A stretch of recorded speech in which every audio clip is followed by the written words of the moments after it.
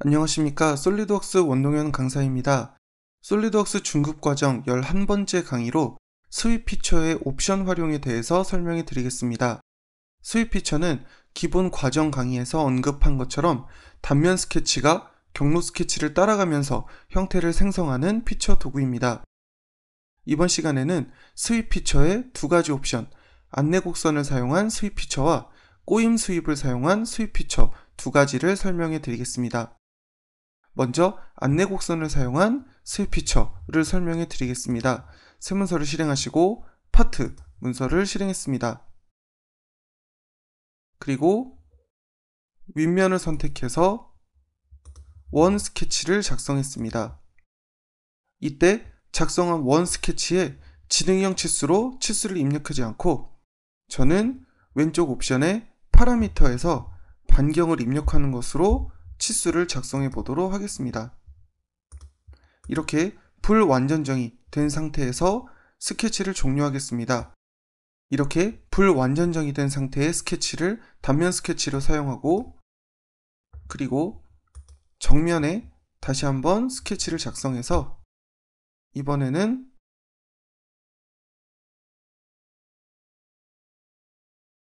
치수를 넣어서 길이 150만큼의 경로 스케치를 작성했습니다. 그리고 확인 버튼을 눌러서 이렇게 단면과 경로 스케치를 완성했습니다. 보통의 스윕 피처라면 단면과 경로 스케치를 사용해서 스윕 피처를 생성하지만 저는 이곳에서 다시 한번 정면에 스케치를 작성해서 안내 곡선으로 사용할 또 다른 스케치 하나를 작성해 보도록 하겠습니다. 이때 점과 점 스케치를 선택해서 서로 수평, 구속 조건을 입력하시고 거리를 80만큼 먼저 길이, 치수를 입력해 보도록 하겠습니다. 치수를 입력한 상태에서 단면 스케치와 안내 곡선 스케치의 끝점을 동시에 선택해서 관통, 구속 조건으로 완전정의 상태를 만들었습니다. 이렇게 해서 추가된 경로 스케치를 생성하신 다음 스윕 피처를 선택해 보겠습니다. 이때 단면과 경로 스케치를 선택하는데 단면과 경로 스케치를 선택한 상태에서 안내 곡선 옵션이 있습니다. 이곳에서 경로 스케치를 선택해 주시면 단면이 경로를 따라서 올라가는 것이 아니라 안내 곡선을 참고해서 함께 피처가 생성되는 것을 확인하실 수 있습니다. 이렇게 안내 곡선을 따라서도 스윕 피처를 생성하실 수가 있는데 이때 주의하실 점은 스윕 피처의 단면 스케치가 경로를 따라가면서 안내 곡선을 참조하기 때문에 아래쪽에서는 일괄적인 방향으로 움직이다가 안내 곡선이 변경되는 위치에 따라서 단면의 크기도 함께 변경되게 됩니다. 그렇기 때문에 안내 곡선을 사용할 때 단면 스케치는 반드시 치수가 없는 불완전정의 상태로 만들어 주셔야 안내 곡선을 사용하실 수가 있겠습니다. 이때 왼쪽 옵션에서 면 합치기 옵션을 체크해야지 하시면 작성한 안내 곡선을 그대로 따라가면서 경계선을 생성하면서 스윕 피처를 생성하게 됩니다. 하지만 이때 면 합치기 옵션을 사용하시면 이렇게 경계선이 없어지고 생성되는 모든 면들이 하나의 면으로 매끄럽게 생성되는 것도 확인하실 수가 있습니다. 첫 번째 경우는 단면 스케치가 원형일 때 한 개의 안내 곡선을 가지고 모든 부분에 영향을 미치면서 생성되는 경우를 살펴보았습니다. 다음은 윗면에 작성된 단면 스케치를 사각형으로 변경했을 때 어떤 형태가 만들어지는지 살펴보도록 하겠습니다. 작성된 단면 스케치를 잠깐 숨김 처리하시고 다시 윗면에 스케치를 실행하겠습니다. 그리고 중심사각형 도구를 사용해서 스케치를 작성하시고 역시 안내 곡선의 끝점과 그리고 단면 스케치의 점을 일치 상태로 만들겠습니다. 반대편에도 다른 형태의 안내 곡선을 작성해서 스윕 피처를 만들어 보도록 하겠습니다. 원형의 단면 스케치를 사용할 때 치수를 모두 넣지 않은 불완전정의 형태를 사용했던 것처럼 이번 스케치도 역시 치수를 입력하신 다음에 다시 한번 치수를 삭제하시거나 또는 한 변을 선택해서 파라미터 값을 입력하는 것으로 치수를 입력하시고 스케치를 종료합니다. 그리고 다시 한번 우측면에 새로운 스케치를 작성해서 이번에는 다른 크기의 안내 곡선을 생성해 보도록 하겠습니다. 끝점과 끝점 선택해서 수평 상태로 놓고 한쪽의 길이를 선과 선을 선택해서 길이를 입력해 보도록 하겠습니다. 그리고 한쪽의 길이는 80만큼, 그리고 아래쪽의 길이는 30만큼, 그리고 역시 점과 선 스케치를 선택해서 관통, 구속 조건으로 완전정의 상태를 만들겠습니다.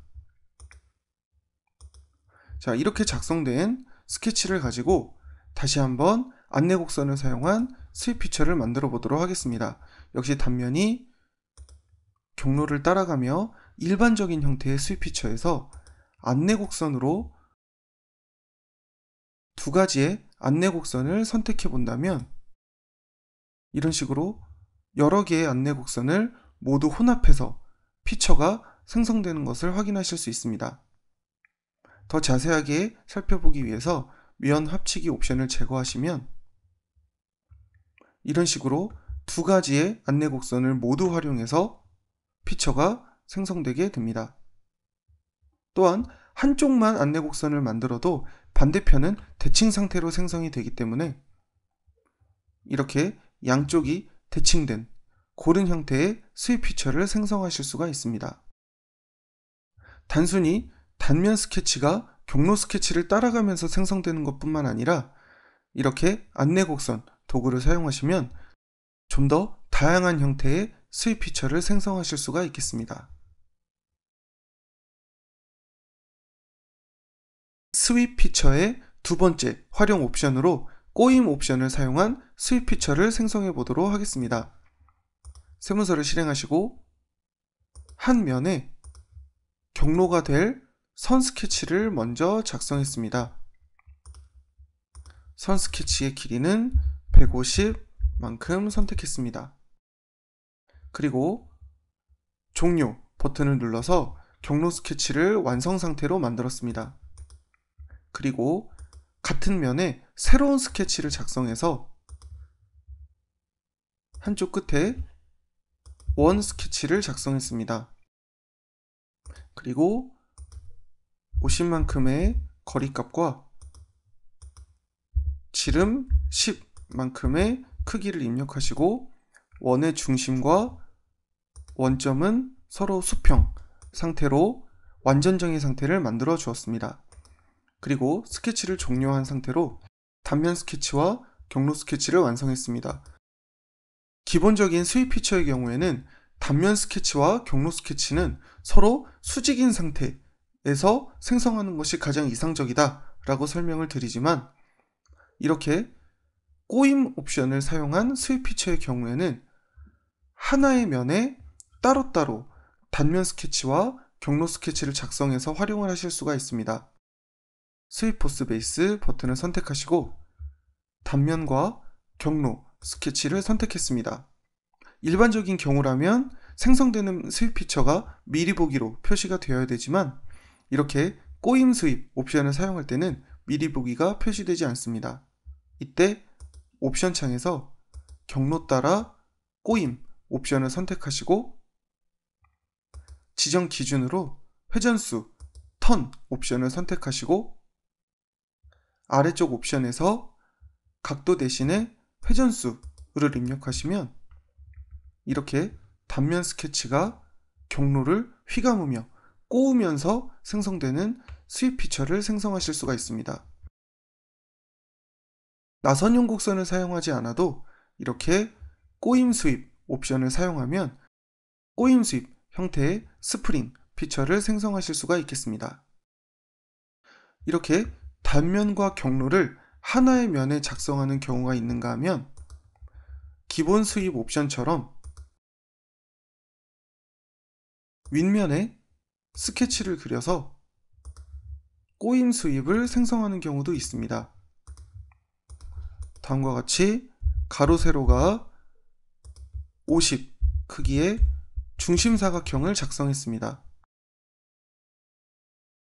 그리고 스윕 피처에서 단면과 경로를 지정하신 다음에 이곳에서 다시 한번 경로 따라 꼬임 그리고 회전수를 입력해 주시면 이렇게 현재 단면을 그 상태로 뒤틀면서 꼬임 스윕 피처를 생성하실 수도 있겠습니다. 이렇게 안내 곡선을 사용하거나 또는 스윕 피처의 다양한 옵션을 활용하면 여러가지 형태의 스윕 피처를 생성하실 수가 있겠습니다. 여러분의 작업에 꼬임 옵션 그리고 안내 곡선을 사용한 스윕 피처를 활용해서 사용해 보시기 바랍니다. 감사합니다.